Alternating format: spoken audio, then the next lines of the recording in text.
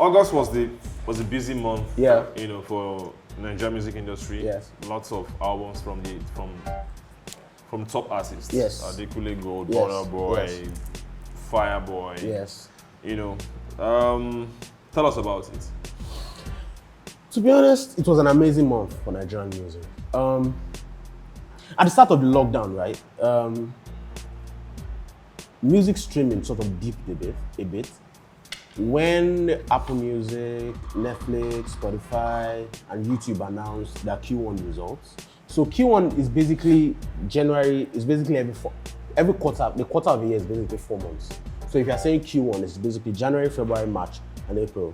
So if a publicly traded company announces its financial results in a year, for any quarter, it means the announcing results for Q1 is going to be January, February, March, and April. So when they announced their Q1 results, we discovered that the video-based streaming platforms recorded a greater increase in subscribers and revenue increase after the March lockdown that was instituted because of COVID-19 across the world, basically. So, but streaming platforms recorded around an 11% dip in subscriber base around that time, but you had the Netflix recording about a 150% increase in international markets on whatever they had, on everything they had on ground in existence before, and then you had the YouTube basically that also recorded a slight increase. And this was not the problem of the lockdown, basically, because until March, most of these premium streaming platforms were on track to match their lofty targets for Q1 2020 until the lockdown hit. So basically, in the final 2 months of Q1 2020, there was a dip in audio streaming platforms across the world. However, by Q2, at the start of Q2, when everybody started getting attuned to the vibe of lockdown, getting at home, hanging out with their families and all that, we discovered that a lot of the audio streaming platforms sort of started recording some of those heights. They were recovering and the numbers got better. So what happened was we were stuck at home, we weren't doing anything, we couldn't go anywhere, we were eating, just drinking. What could we do? Consume content, go on online learning platforms, take a course or two. So around that time, artists discovered that, wait, how can we make the most of this? Let's release music for these people. They are home anyway. They're not going to work. Let them consume music. Across the world, people started dropping albums. And for Nigeria, as much as over the past 2 years, we've recorded a ridiculous spike in the increase of bodies of work that we get especially every Friday. Yeah. This year has been worse. There was a Friday about a month ago. Better? Well, it's a twofold. Because if you are releasing albums, if you get 20 albums on a Friday, chances are that fans are not going to go back to listen to that. They're not going to experience those albums as much as they will. So on that side, it's worse. But on the side that it is better means that a lot of Nigerians are believing in the point of bodies of work again. For a long time, we were a singles market. Yeah. We're a singles market because at the turn of the last decade, which was 2010s, we had the rise of Nigerian pop music, modern Nigerian pop music. The class of artists at that time didn't respect body of work. Kind of, yeah. You could say that they didn't. They didn't respect. They didn't, and it wasn't their fault either. It wasn't their fault either, because you are going to look at it this way. After the advent of Chalk Boys and Mohits and Coded Tunes and everybody understood the power of singles. And we're also coming into the digital era. I think also the advent of like streaming platforms also encouraged. Yeah, the internet basically. The internet was also one of those things.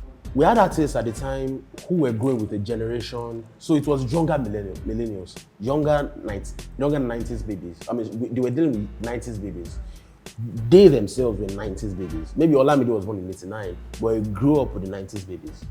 Burna Boy is a 90s baby. Tiwa Savage is not a 90s baby, but our emergence and our entrance into the Nigerian music scene coincided with the growth of the 90s babies. Now, who are these 90s babies? People that were born in 91, 92, 93, 94, 95, 94.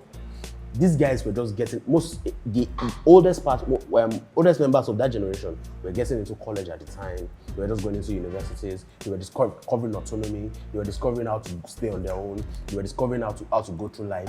So these guys, their experience, the way they consume music was sort of different from other people. And their generation, their growth, for example, my growth coincided, or my emergence into the later parts of my teenage life coincided with social media. I got on Twitter. I was using Facebook by the time I was 16, 17.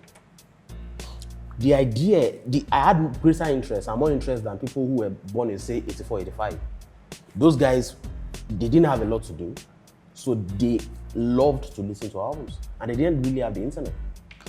But people like me, we had Too Exclusive, we had Not Just Okay, we had some of those other platforms, and almost every other day we are seeing songs. So as much as anything, it became about not just wanting to just your own, it wasn't just about your life anymore. It was about what you were saying. You wanted to live and you wanted to consume music, and you wouldn't have time to consume everything if you were consuming an album. And then the guys at the time understood this. Wizkid understood this. For the first 3-4 years of Wizkid's career, he had only one album. 3 years of his career, he had one album. But he had a truckload of singles. He was jumping on features and everything. Davido, the same thing. Olamide was different.